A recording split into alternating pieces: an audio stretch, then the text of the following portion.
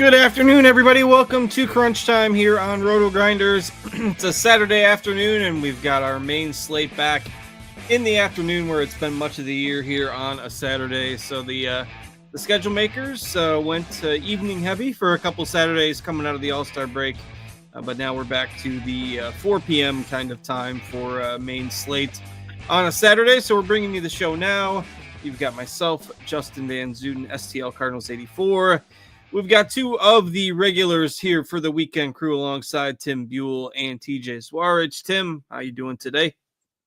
Yeah, I'm doing well, Justin. It's definitely going to be, it's kind of a smaller slate today, but we're absolutely loaded with amazing spots for pitching and amazing spots for hitting. So I don't really mind this slate. I think ownership is going to be kind of hard to figure out, especially with pitching today. Yeah, it is a little bit unique in that the spots kind of seem somewhat obvious. Will be interesting to see if things kind of congregate up or if, people try to get different. Lots of interesting ways we can try to break that down here. We'll try to do that for you over the next hour. We got an hour to go before lock. As usual, we've got TJ pulling the double duty on the weekends for us. TJ, what's up? Not too much. My wife and baby just went to the lake for the weekend, and so I got the house to myself. So I'm going to be playing a lot of DFS, doing a lot of sports betting, and playing a lot of video games. So looking forward to a fun weekend. I got some Spidey bombs for the people every 50 likes. So let's keep hitting the like button. We got some home run picks for you. We had Andrew Benintendi hit a Spidey bomb yesterday. Let's keep it going today. All right. We had a few games going off earlier this afternoon, just a handful of games later tonight. Of course, they're playing the Reds-Braves game at a NASCAR track in Tennessee. So that game is like a standalone game at 7 o'clock. That's not really on any of the slates today. If you want to play the night slates, we've got some tags and lineup HQ and analysis over at RotoGrinders. But just the three late games at like 10 p.m. is kind of your main night slate. And then we'll just be breaking down the 7-gamer here at 4 o'clock. And obviously we've got plenty of time with just 7 games. So what we're going to do is we're going to go through pitchers. Then we'll just kind of do a game-by-game analysis of the 7 games and then have time to get through position by position. We'll go through that a little quicker, and then we'll get to your questions. So we'll take that path today. It seems like a pretty quiet day on the weather front. We had a busy, maybe week to a week and a half kind of around the All-Star break there. But now it's gotten a lot cooler over much of the country. And if you look at Roth's weather forecast, there isn't a single game on this 7-game main slate that's even listed on the weather report. So it's all systems go. All 7 of these games should play just fine and without issues. So with that, let's go ahead and start with the pitching. Tim, I'll give you the honors to go first and talk about pitchers today. Obviously, we got 3 or 4 aces at the top, including 2 going head-to-head against each other in what should be a fun matchup with Tariq Skubal and Zach Wheeler. So how are you handling pitcher today? Yeah, I think the first thing that everyone has to decide for this slate is what to do with Skubal and Wheeler. I was initially kind of anticipating that Wheeler would go like significantly higher owned than Skubal, but then I started building out lineups before the show, and it's incredibly easy to play both of them. So it's definitely very, very doable.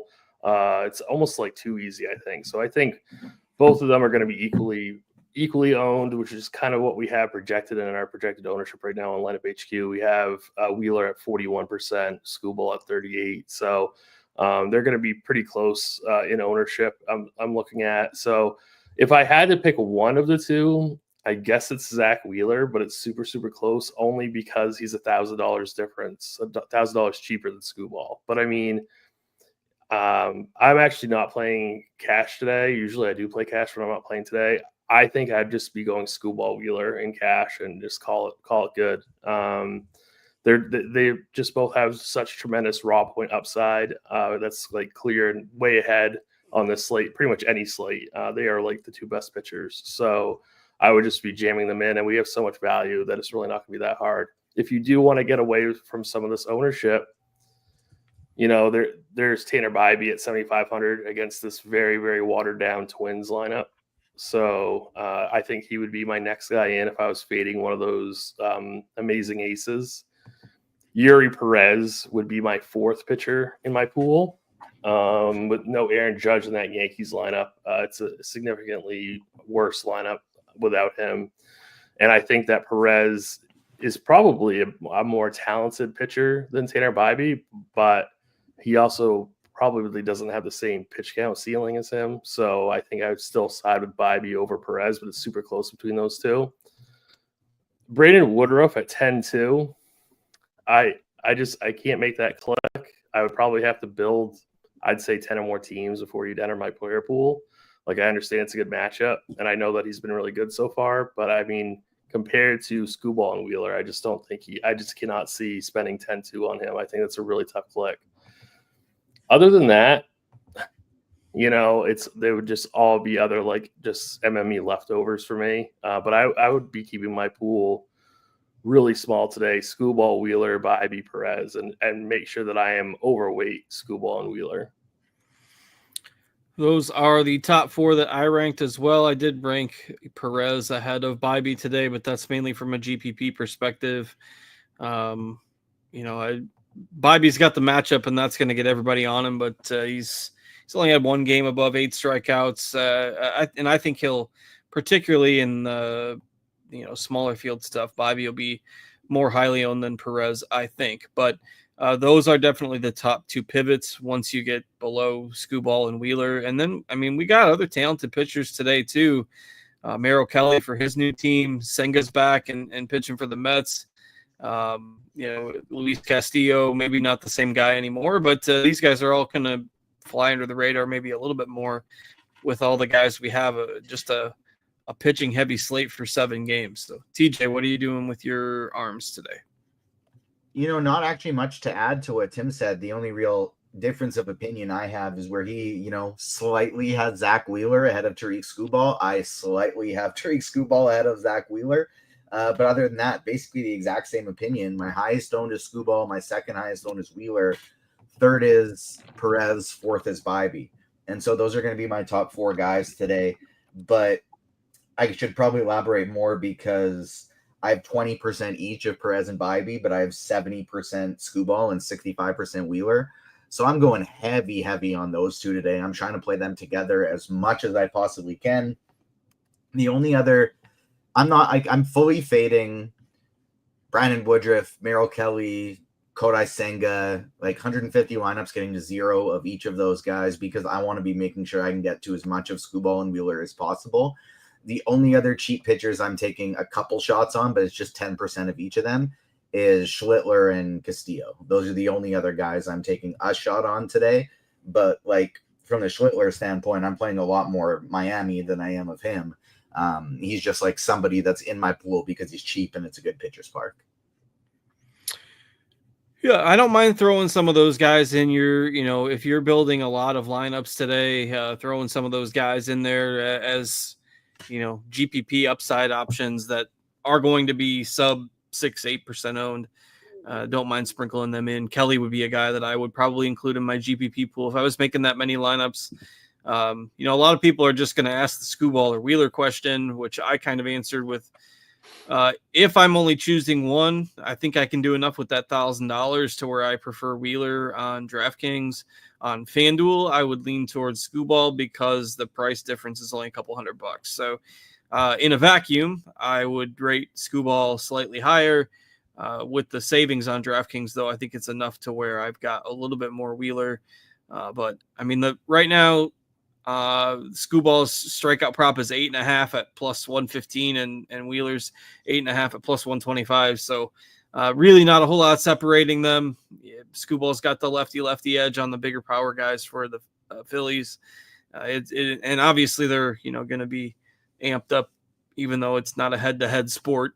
They're going to be amped up to be pitching against each other, you got to think. So should be a fun game there in Philly today. Go ahead. For me on FanDuel, I was just going to say, based where Skubal is priced relative to DraftKings, whether I was playing one lineup, tournament or cash, or 150 lineups on FanDuel, it would be Skubal in every single one. I wouldn't play any other pitchers on FanDuel. All right, let's go ahead and get into this. We'll go game by game through it here before we dig into the positions. And first game up is Milwaukee and Washington. So this Milwaukee team just kind of keeps on rolling on pretty much a daily basis. And I wrote this in the article today, but the Milwaukee lineup last night, I looked at it at like 4 p.m. I saw the Milwaukee lineup, and it was Lockridge, Contreras, Yelich, Vaughn, Durbin, Jansen, Perkins, Monasterio, and Ortiz. And I'm like, Contreras, always grades out high in projections. He hasn't done a ton this year. Vaughn's been great since they got him. So basically that lineup is Yelich and Vaughn and a bunch of nobodies. And like the Nationals are plus money. Like that seems like a spot I can maybe take the Nats. Bet the Nationals last night. 16 runs later, the Brewers proved me wrong yet again. I am not sure how this team keeps winning a ton of games. I mean, the pitching has a lot to do with it, but they're basically on the verge of the best record in the league. I'm done trying to question the Brewers. They just keep winning games night in and night out. So kudos to them for proving me wrong yet again. I'm not betting the Nationals today, but just crazy how they keep on winning games. So Tim, I'll give you the first crack at this game here. Milwaukee, Washington. What do we like here? I like a lot of parts to this Milwaukee Brewers team today. It's definitely I definitely want to attack Jake Irvin, and I'm kind of shocked at how cheap they are. To be quite frank, I'm kind of a little bit disappointed in a way, just because it makes paying up at pitching so easy. They do have a 4.9 implied team total, which is pretty good on this slate. Jake Irvin is definitely a pitcher that we can attack every time. In DFS, he only has like a 16% K rate. So I mean, he's not going to be racking up strikeouts in this matchup at all. Like guys like Sal Frelick, Christian Yelich, I think are fantastic plays today in cash and GPP. I really like Andrew Vaughn today, William Contreras. The whole top half of this lineup, I think, is fantastic, really, in any format.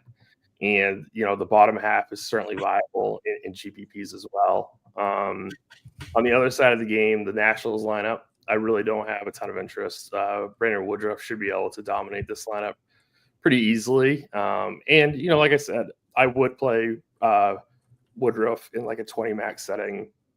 I don't think I'd get to Woodruff at a 3 max setting, but I certainly wouldn't fault you if you wanted to do that. All right, TJ, where do you stand on this game here today?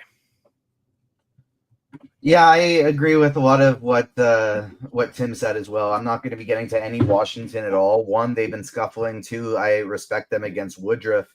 I respect Woodruff enough to not really want to go there. And so even though I'm not pitching a lot of Woodruff, one, because I don't think he's going to have that same type of pitch count that Skubal and Wheeler will have, I still don't really want to play bats against him. And then on the Milwaukee side, they actually are coming in as my highest owned stack on the slate. I just kind of feel like in a vacuum, they're not necessarily my favorite, but they are definitely the one I'm getting to the most in 150 lineups. All right. I have them, I think, third on my stack list today, but not a team that you want to fade by any means on a slate that's pitching heavy. There's not a single offense projected for more than 5 runs. And in fact, I think right now, the Brewers are at about 4.9, which is the highest total you're going to find. So individually, I like Vaughn a lot. I like at his prices. I mean, Vaughn, they brought him in to mash lefties. He's been mashing righties too. Is not facing the guy that's going to throw the ball by him today. He's still under 3K on both sides.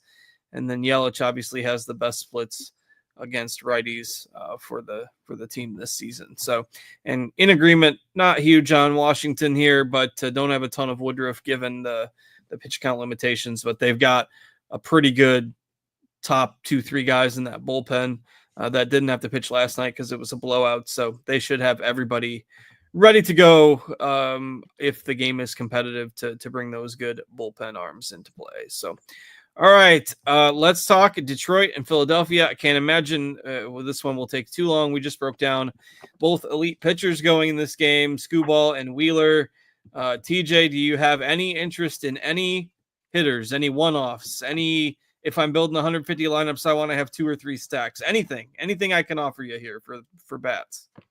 Xing out all the bats. I haven't checked exactly, but I would be shocked if I have more than 5-10 lineups that don't have at least one of Skubal or Wheeler in it. This is not even really like we have anything to spend up on. So I guess just because Philadelphia is expensive and they have some good hitters, if you really wanted to put 1 or 2 lineups in, if you have 150, sure, no problem with that whatsoever. But no, these pitchers are just too good. I'm not really getting there at all. Just the pitchers for me in this one. Yeah, it does. It's a pretty rare occasion when you're going to see a game started by these two guys that turns into a shootout. Skubal had one off game against the Mariners a few weeks back. That game did end up 12-3. I mean, it was only 4 runs while he was in there, but they got to the bullpen a little bit. But banking on that's tough. I'd have to be quite a few lineups deep and understanding that, hey, these ones are probably not going anywhere in order to do that. So, forgot to mention as well, Spidey Bomb number 1 has dropped Yainer Diaz plus 560. Second one at 75 likes. Third one at 100 likes. Get yourself some Yainer Diaz today. Texas lineup just dropped. If anybody was waiting on that, Jonah Heim is not in there today. Higashioka is catching. And then we originally had Haggerty in our projections, and Osuna is in there for him today. So a couple changes from that original Texas lineup. We'll have those uploaded into Lineup HQ. Once you refresh, you should see the correct projections for those guys if you are building lineups in our optimizer. All right, Tim, any bats in this game? Can I interest you in anything?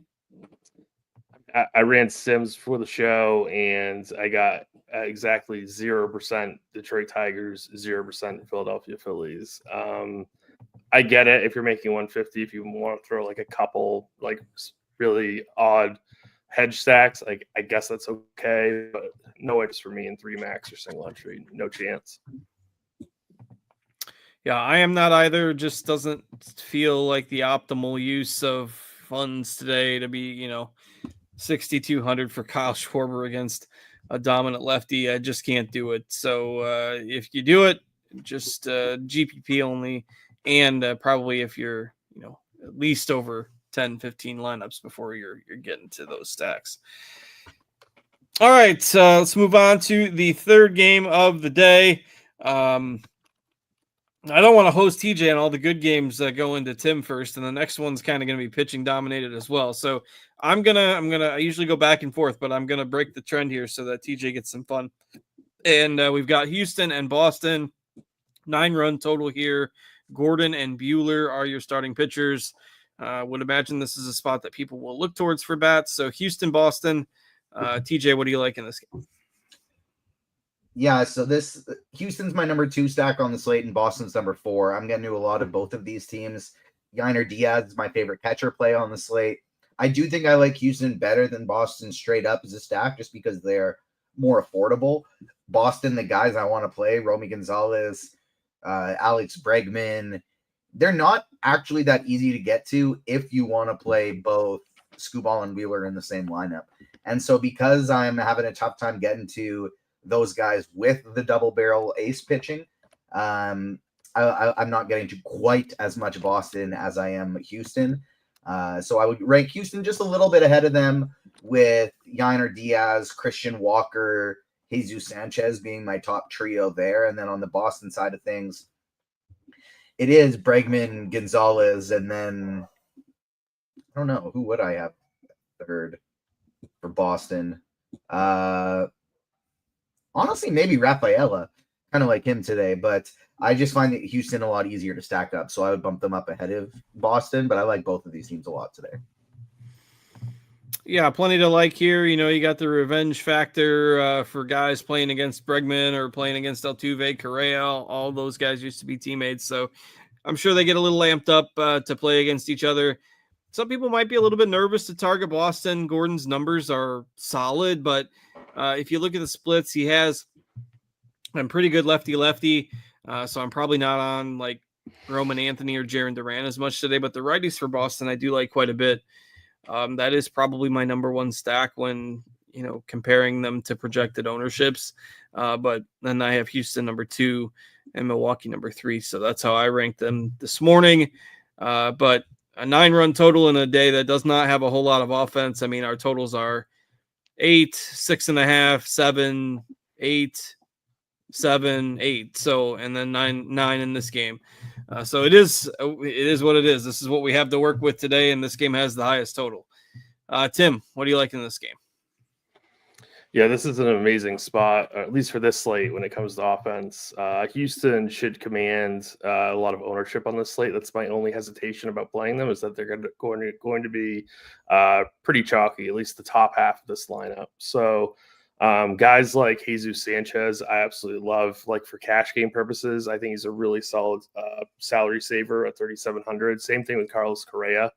Batting third in this spot against Bueller. Bueller is just, I think he's absolutely cratered. He's worse against lefties, and I know that this is a right-handed dominant lineup for Houston, but I just think he's really going to struggle here. So I'm all for Houston.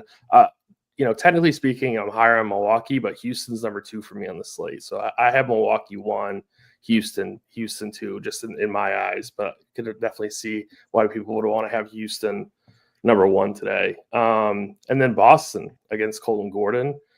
They should be relatively popular also. This game is going to be heavily owned. I think Alex Bregman is the top overall bat for Boston today, but guys like Refsnyder, Story, Romy Gonzalez are all viable for GPPs and possibly even for cash games. Yeah, definitely a spot to target some bats today. So you can see a lot of tags on those players in lineup HQ. There was some question originally about Jeremy Pena. Thought he was going to be back today, but he's not. So make sure you don't have him in your lineup. What's that? He was back yesterday. He was back yesterday, but he left last night's game as early. So wow. he came back yesterday, left last night in like the 9th inning, said it was a cramp, and said he was going to play today, and now he's not in the lineup today. So apparently, it's at least not in the lineup that we have posted right now. I didn't cross-check that a bunch of different ways, but would assume that maybe they just decided to give him a day to be safe since he just came back. Kind of feels like one of those things where it's like, hey, my injury is finally healed. I'm healthy. Let's do all the things I do regularly again. And then the body's like, well, how about you lead us up into it? You've done nothing for weeks. Yeah. He did have 3 hits last night, and then left with the cramp, and he is not in there today. So make sure you don't have him in your lineups if you were making them earlier before these lineups came out. Otherwise, pretty much everyone we expected is in the lineup for these 2 teams. All right, let's move on to the next game, Minnesota and Cleveland. Minnesota's team total is the lowest on the board. Welcome to the second half of the season, Twins, where they've basically got nobody in their lineup. It's a ghost town. And then Cleveland, whose lineup is generally a ghost town outside of, maybe Ramirez and Kwan, and occasionally Santana or Manzardo will get a hold of one, but not a lot to get excited about in that lineup either. Bailey Ober is coming back for the Twins today, probably going to be on a pitch count of some sort. Tim, I will go to you first on this game. Imagine this is another one where we can go through pretty quickly here.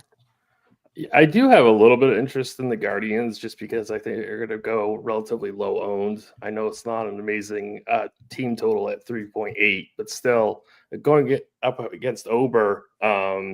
I do think guys like Ramirez, Manzardo, even Carlos Santana are going to go really, really low owned today. So I do think they're an interesting contrarian piece for GPPs. And I think you could make one stack of them even in a 3 max just to get a little bit different.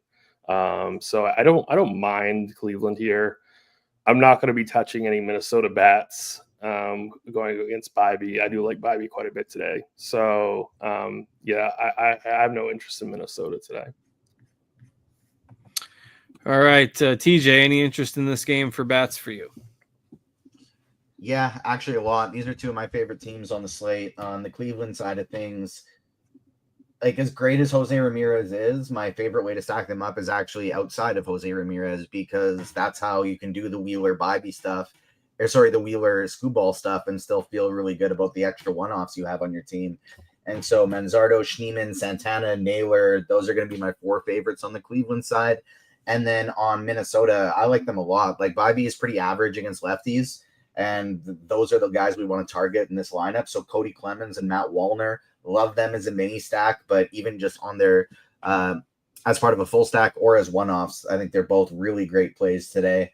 And then some Royce Lewis, Brookley, Rodin, Julian, like all of these guys, you can do a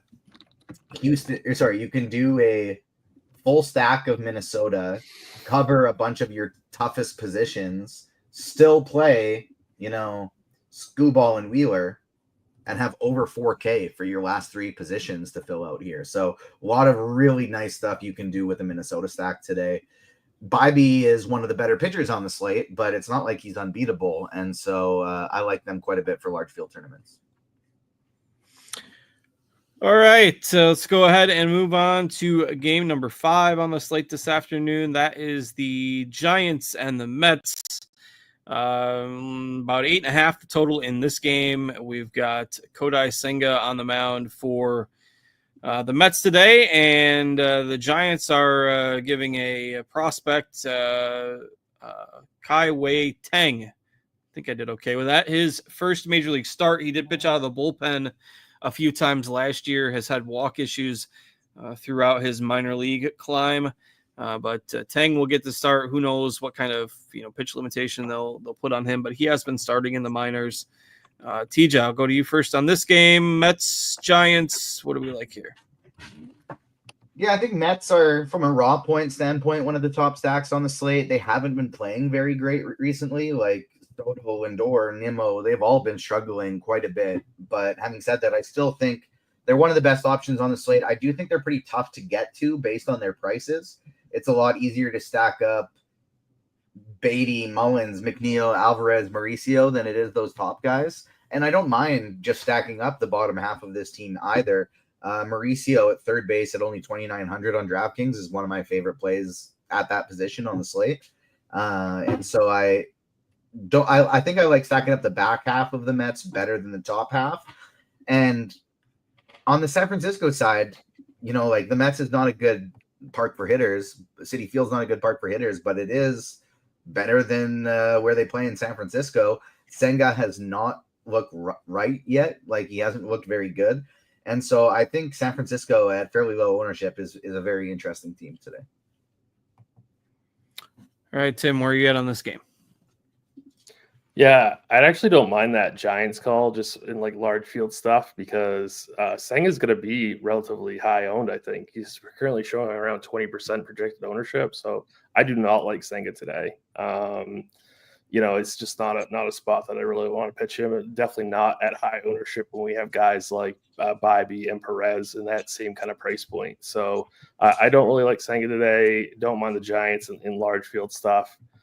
We got a question in chat that's kind of pertains to this game. Like, can we go Perez, Bybee with a Met stack? Like, I don't really mind that. I don't mind that, but there's just so many raw points to give up with Wheeler and Screwball. So it's kind of like I don't really love that idea, but I get the creative style in large field GPPs.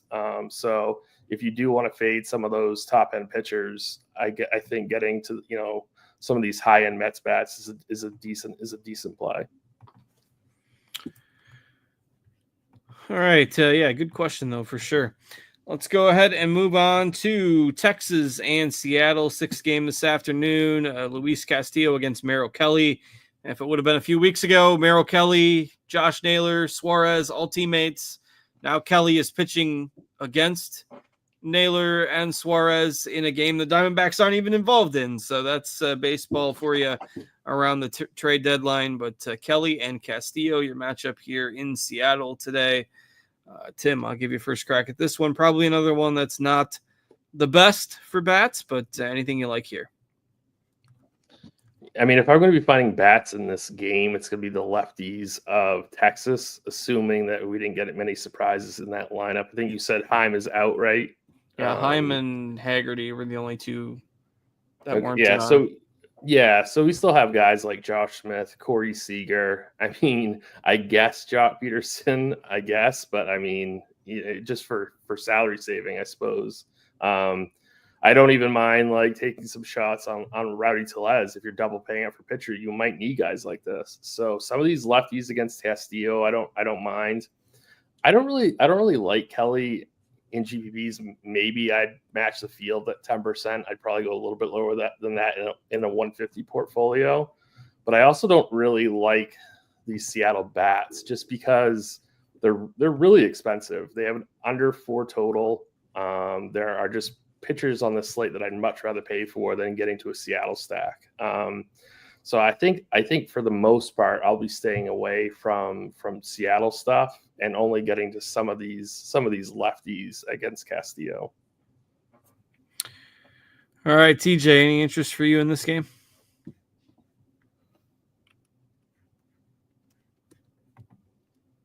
Muted. Sorry, dogs were barking. Oh, okay. Texas is another one of those teams like Minnesota where it's like, do I think they're going to do great? Probably not. But man, if they do, am I going to feel good about my lineup because I'll be able to get Skubal and Wheeler together? And so it's those lefties, just like Tim mentioned. And like, obviously, if you can get Seager, great. But man, if you play Peterson, Osuna, Tellez, Josh Smith, some Higashioka, if you need a catcher, like, all of a sudden, again, once I can play those two stud pitchers and load up on a couple other bats in there as well. So Texas cheap lefties is another route that I'm going to be going to for some lineups. And then Seattle.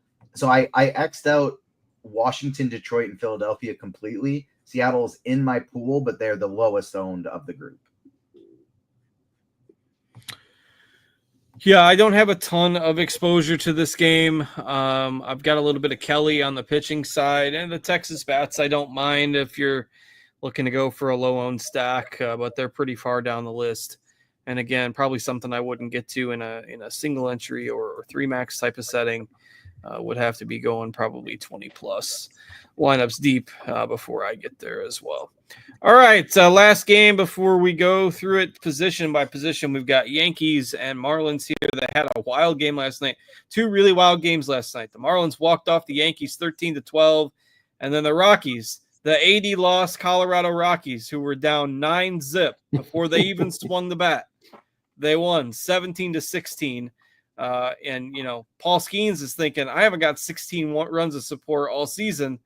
And I don't know if that's true or not, but it feels like it. And the Pirates scored 16 last night and still lose to the Rockies. A wild game. Was pretty cool to see the fans get excited there in Colorado last night. Still a fun place to see a game, and they're still, packing Coors Field despite being terrible. So it was nice to see them walk it off last night. But the Marlins walked off the Yankees as well, and the Marlins have been playing pretty good baseball here the last month or so. Nice to see them playing well on a low-budget payroll. TJ, what do we like in this game? Yeah, so the Marlins are actually one of my top stacks on the slate. They're the team that falls between Houston and Boston for me. So it's Milwaukee 1, Houston 2. Marlins are number 3 with Boston 4. That's one of the reasons I decided to include Schlittler in my pool, just in case I'm totally wrong on Miami today. I want access to the guy that's shutting them down. But I think they're going to have a really good day. Obviously, if I can get up to Kyle Stowers, that's the priority. But he's pretty expensive, and so it's quite tough to do today. And so I'm kind of just another one of these teams that I'm playing the cheap guys so I can double spend up at pitcher. A lot of my Miami stacks, the most expensive one is Agustin Ramirez.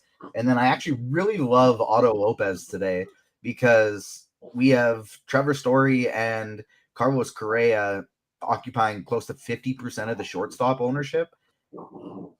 Carlos Correa has been horrific. Like, I'm knocking on wood, hoping I don't reverse mush in here, but I'm going to be ridiculously underweight on Carlos Correa. I'll still play Story. And then I think Otto Lopez is the best pivot off of both of them. Don't mind going to some Dane Myers, Wagaman, Pauly at the back of the lineup. Hicks is batting cleanup. He's not good, but he's cheap and he's batting cleanup. And so this is a team that I'm probably going to be stacking up, or not probably, I am stacking up a lot today. One of my favorite teams on the slate.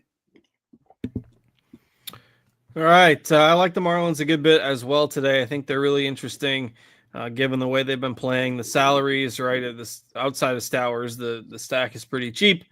And that new look Yankees bullpen maybe takes a while to gel. They were terrible last night.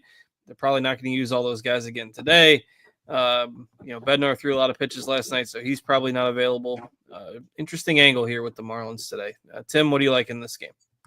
Yeah, I don't think I'm as high on the Marlins as TJ is, but I mean, I don't think they're a bad play at all. I do think that I like my favorite contrarian team is the Guardians, but I don't mind Miami. Stowers is going to be a really, really, I think, pretty contrarian one-off today. I know it's currently staying around 10%, but I don't think it will be that high. I don't mind Augustin Ramirez at 4,100. He's a very, very solid hitting catcher, so I don't mind that play at all. I don't mind the Otto Lopez call either at 3,500. I think that's a pretty decent play as well. I'm pretty high on Yuri Perez today, so I'm not getting to any Yankees bats. I would try to get maybe a little bit overweight Perez if he's going to be around 20% owned.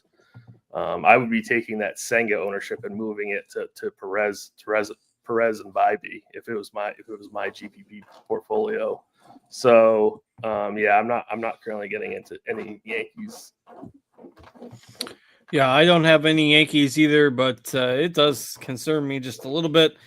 Though I'm confident enough in Perez that we're gonna roll with it. So, all right, and I think the guys pretty much kind of gave their favorite stacks throughout that.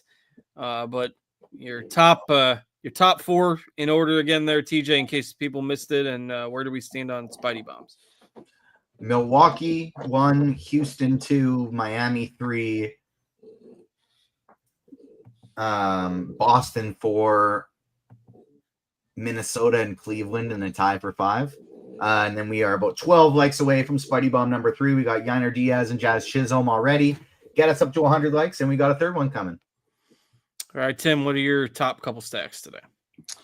Milwaukee's 1 for me. Houston is 2. Boston 3. Then the Mets and Guardians. All right, so we'll go through pretty quickly here. We'll go through position by position, and then we'll take your questions. Reminder, a couple things before we get started. Reminder of Fantasy Labs. They are your home for season-long fantasy football and best ball content. If you're into those football streets already, you can get access to rankings, projections, articles, and more from award-winning experts Sean Corner and Chris Raybon. Fantasy Labs also now has an app that allows you to get real-time rankings, draft cheat sheets, and lineup advice on the go. You can sign up at Fantasy Labs with code RG15, RG15 for $15 off. And then we'll get to your questions after we go through the position by position here. Would prefer to see those in the live stream chat channel of the RotoGrinders Discord, rotogrinders.com/Discord. You do not have to pay anything to get in there. Just got to sign up for your free RotoGrinders membership if you don't have one already.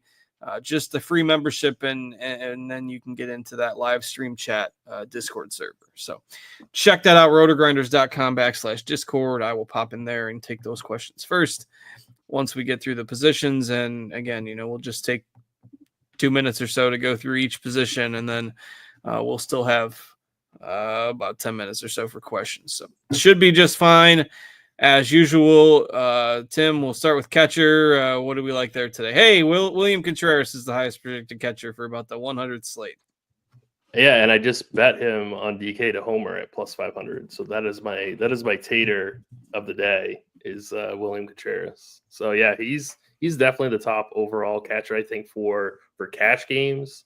And then you could go to guys like Yander Diaz, Victor Carantini, Augustus Ramirez. I think those are all fine plays. Obviously, the sped up is Kyle Rowley, but I think he's just, I hate to say this, but I think he's a little bit too expensive today.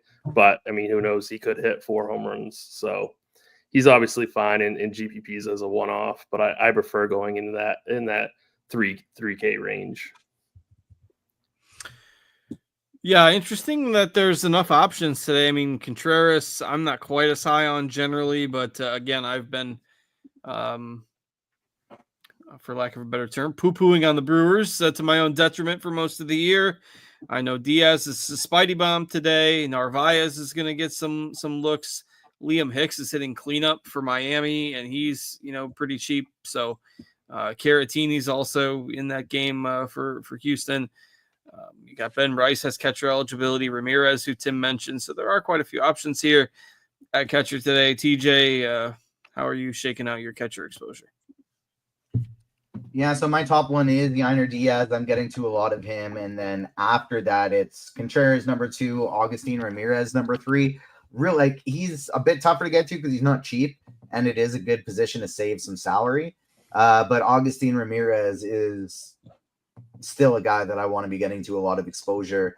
Bo Naylor, another one that I like for large field GPPs, and then other guys just only in stacks. I am getting close to about 10% Cal Raleigh though, just a little under.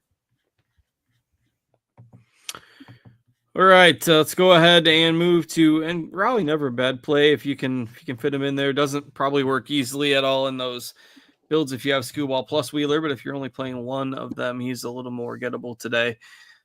First base is interesting because you've got the punt, you've got Andrew Vaughn, you've got the mid-range guys like, say, a Christian Walker, and then you've got the spends. Romy Gonzalez, a little uncomfortable with that salary being up, but he's earned it. You've got Alonso up there as well, so kind of becomes a salary play as to who you want to go with at first base. Right now, we've got Romy Gonzalez, though he's eligible at a couple positions, 3 positions on FanDuel, with the highest ownership, and then Walker and Vaughn after that. But TJ, what are you looking at first base? First base, my highest owned guy today is going to be Andrew Vaughn, getting to a lot of him.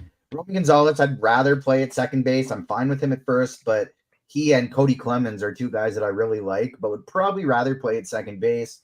Christian Walker, I think, is a strong play today. Pete Alonso is one of my favorite spend-ups on the slate. Kind of among the Mets, he's going to be probably one of the lower-owned options. I think people are going to go to the lefties, and so I like Alonso a lot for tournaments. Manzardo is a cheap option, and then just guys in stacks.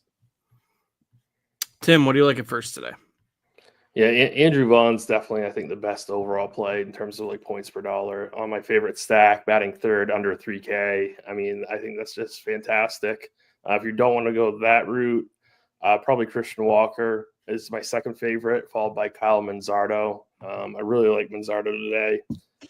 So I think he's great for GPPs. If you're looking to spend up to get different, I think Pete Alonso is fine.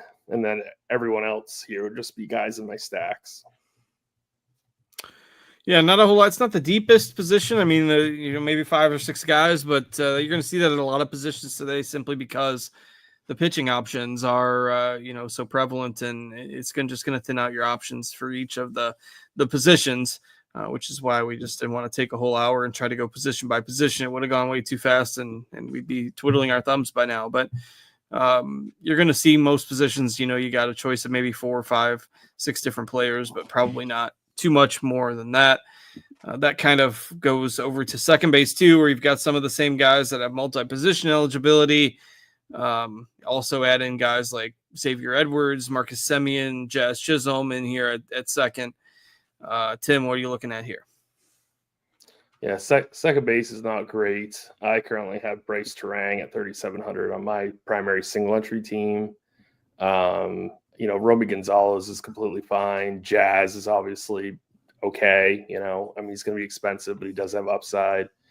I think I'd be maybe leaning in cash games to either Jose Altuve or Xavier Edwards. But either way, this position to me is just pretty bad. So it's basically kind of like an only in stacks kind of thing for me today. All right, TJ, what do you got at second base today? $100 away from just a perfectly beautiful team that would have Raleigh, Seager, Skewball, and Wheeler in it. But I'm $100 away from being able to make it happen. That's okay, just fiddling with some things. But second base today, Cody Clemens, I think, is going to be my favorite. Romy Gonzalez right behind him. Daniel Schneemann is a guy that I'm getting to a lot in tournaments. I'll be heavily underweight on Jose Altuve. We're projecting him for a lot of ownership. I'm not going to be getting anywhere close to 30%. I'll be at about 10.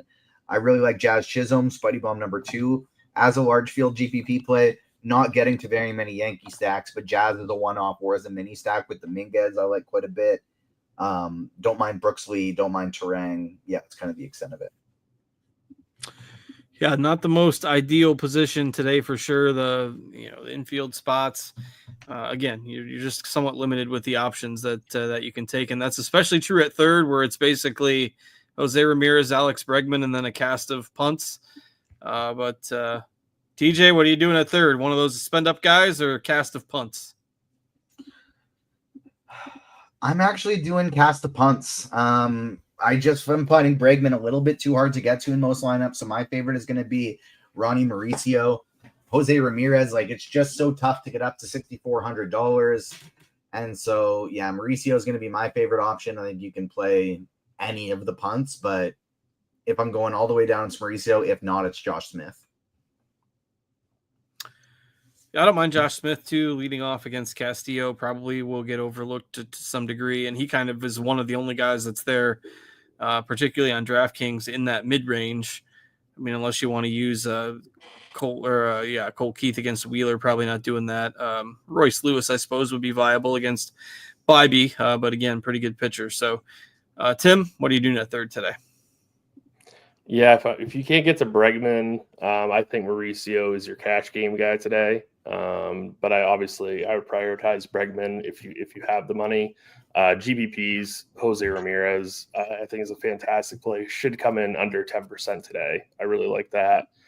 I don't mind, Matt Chapman, Josh Smith, kind of that range of players. I wouldn't personally have any Cole Keith today. I probably wouldn't have any Suarez either. I think maybe a little bit of Royce Lewis just because he's so cheap for GPPs. But really, I think for cash, it's either Bregman or Mauricio. Yeah, Mauricio got the bump up to 6 today, so he projects a little bit better than he would if he was sitting 8th or 9th. So don't mind that. Under 3K. And Siegler for the Brewers. Again, if you're stacking them, he's punt level priced, hitting 8th though. If you need a cheap Milwaukee piece. All right, let's move to shortstop. Story and Correa, Corey Seager in here, Otto Lopez, who we mentioned in the game by game. I know TJ likes him and is going to be underweight Correa. They're the same price on DraftKings today. But Tim, what are you doing at shortstop? Yeah, shortstop is not amazing today, like it sometimes is. I think guys like Trevor Story and Carlos Correa are likely going to be your cash game options unless you have the money for Corey Seager. I think Lindor is fine for GPPs. We talked about Otto Lopez. I don't mind him as a contrarian piece off of the chalkier Correa Story price range. I actually don't even mind a one-off of Willy Adames just to be super contrarian. I don't think Senga is going to be great today, so I don't mind Adames for GPPs. And don't forget about Joey Ortiz at the bottom of that Milwaukee stack. All right. Let's see. TJ, what do you like at shortstop today? I know you're going with Lopez over Correa. Yeah, so Story is my top option. Of the two chalky ones, he's the one I'd want to go with. Otto Lopez is my next favorite pivot. Of Seager and Lindor, I want to get up to Lindor when I can, but when I can't, I'm fine with Seager. That's pretty close to it for me. In Cleveland stacks, maybe I get to one of their punt guys. In a Yankee stack, maybe I get just a tinge of Volpe. But for the most part, I'm going to be just going with Story, Lopez, Lindor, or a stack. I don't think you'd be crazy to try CJ Abrams though as well. I don't like that stack, but I don't think you're crazy to try CJ Abrams against Woodruff. And we do have somebody asking in the Discord if we are at 100 likes yet, ? Let me see. We are at 101. Yes, we are, my friends. We are at 100 likes. So that means Spidey Bomb number 3 is coming right after outfield. All right. Let's go ahead and move to outfield. I'll let Tim go first. So TJ's got time to curate that Spidey bomb. Outfield not as deep as normal. I mean, a lot of the high end guys have tougher matchups today. I guess Schwarber mainly, but Soto, Stowers, I suppose are kind of your choices if you're going all the way top dollar. But Tim, what are you looking at? Outfield is interesting today. Yeah, outfield's pretty strange. I think you should be double spending up in cash today at pitching. So you're not going to have money for all the best bats in the outfield. So guys like Jesus Sanchez and Christian Yelich are my two favorite outfielders on the day. For spend up options, if you have the money in GPPs, obviously guys like Juan Soto are fantastic. Brandon Nimmo, same thing. I think they're both solid tournament plays. I don't mind Cedric Mullins either at 3,500. I think he's a all right play as well. For large field, pivoting to Sal Frelick, I think is a strong play. I don't mind somebody like Roman Anthony either in GPPs. Obviously, you can play Jose Altuve in the outfield. I think he's better served at seconds, but you can play him there. And then guys like Trent Grisham and Jason Dominguez. I do like Perez today, but the Yankees do have some pop. So I think guys like Grisham and Dominguez are okay too. All right, TJ, you got that Spidey bomb and outfield calls. Christian Yelich, top outfield play, and also the Spidey bomb number 3, plus 525 to hit a home run today. So we got 3 guys all over plus 500. Yainer Diaz plus 560, Chisholm plus 525, and Christian Yelich plus 525 as well. In terms of other outfield guys that I'm getting to a lot, I really like the Frelick call. I think he's in a great spot. Jesus Sanchez is in a really nice spot with Houston. Isaac Collins is a nice salary saving option. Like, I'm not actually going over Yelich that often. Yelich is going to be like the most expensive outfielder I get in most of my lineups. Matt Wallner, GPP play, I absolutely love today. I think he is such a great play, batting 5th. Blake Perkins, Jason Dominguez for the Yankees. And then the spend up I'm getting to the most is a tie between Soto and Kyle Stowers. All right, that takes us through the outfield and all the positions. We've got 8 minutes left until lock. I am grabbing the questions from the Discord right now. We Want Dean says, is TJ, this is specifically to TJ, so in single entry or cash games, likes his lineup, but is going with Woodruff and Buehler as a pitching pairing, and it was addressed to you, so I can't answer the question. Are you okay with Woodruff and Buehler in a single entry or cash setting? Absolutely not. Terrible idea. Well, I had to have you answer the question. So, yeah, probably, I mean, Buehler and Woodruff, get up to one of the aces for sure. You got to at least play one of those guys today, even if it means downgrading one bat. All right, Beaner, Tim, I will throw this to you. It's a FanDuel GPP 2v2, which is Edwards and Altuve or Smith and Arozarena. I presume that's Josh Smith. Yeah, I think it's the first one. I think I would agree there as well. Mark Flores, DK tournament, last piece outfielder. He is stacking Milwaukee and Boston. So TJ needs one of Roman Anthony, Rob Refsnyder, Sal Frelick, or Blake Perkins to finish that double stack. Frelick. Bybee or Perez is probably going to be a common question. D-Rock is asking for DraftKings single entry. I mean, Tim, just answer this for if you're doing GPPs or cash games, both ways. Bybee or Perez. I'm a slight nod for Bobby for me, but they're super close. In both? In tournaments and cash games? So, yeah, I mean, I personally think that Bobby's a better cash game play, and Perez is probably a better tournament play. I would agree with that. Yeah, I mean, that's my official take. DJ, do you have a take on those two? I would agree with that 100%. All right, I'm going to pull open some questions in the YouTube. We'll double check it to make sure my mic doesn't go haywire. If it does, TJ can just throw me on mute real quick. It's only done it once since I've gotten this new laptop, so hopefully it's okay. Let's see. Jorge Mateo asks, TJ, I'll throw this to you for DraftKings cash, 3,300 or less, and presume outfield. Would you go with Isaac Collins or Wallner or somebody else? For cash, Collins, tournaments, Wallner. All right. Let's see. Don't see a whole lot of other questions. Mr. Richard said he's playing 42 lineups on DraftKings, and 26 of them have both Wheeler and Skubal. So, Lowboy is asking, do you necessarily have to do full stacks, or can you take a few pieces from each team you like? This depends on who you ask. You don't necessarily have to full stack. No, it's not a mandatory requirement. Mini stacks are perfectly fine. It all depends on what ends up winning the slate, right? If you full stacked Coors Field last night with 17 to 16 with 48 hits or whatever it was. The only player in the Coors Field game last night that did not get a hit was Joey Bart, and he had 4 walks and a hit by pitch.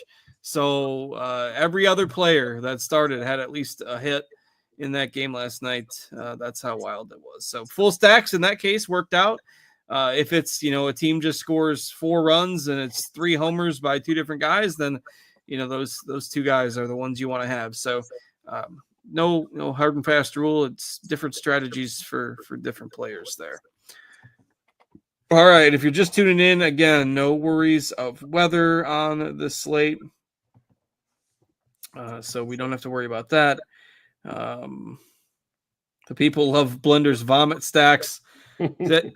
TJ likes the Twins as a vomit stack today. I think the Twins officially qualify under vomit stack status with the current state of their lineup. So I know TJ likes the Twins as a vomit stack.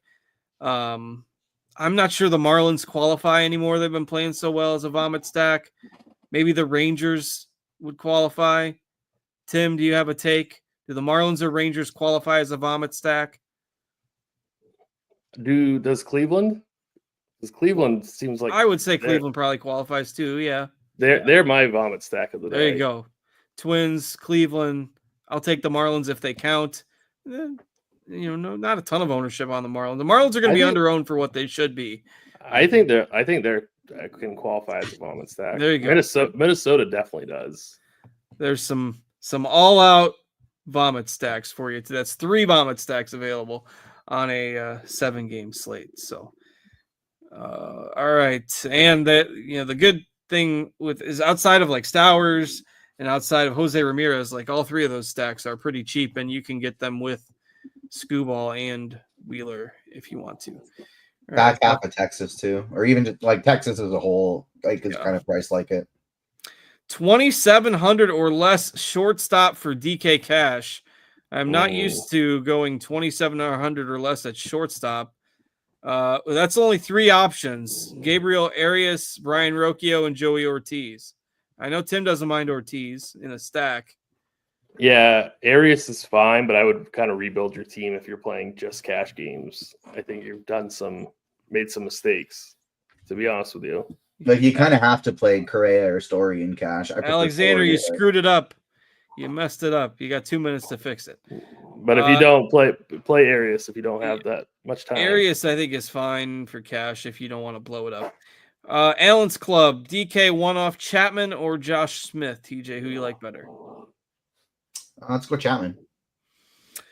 All right. They're breaking down the field at Bristol for the game tonight. I was sitting on my foot is asleep, and now it's waking up, and it really tingles. I hate that.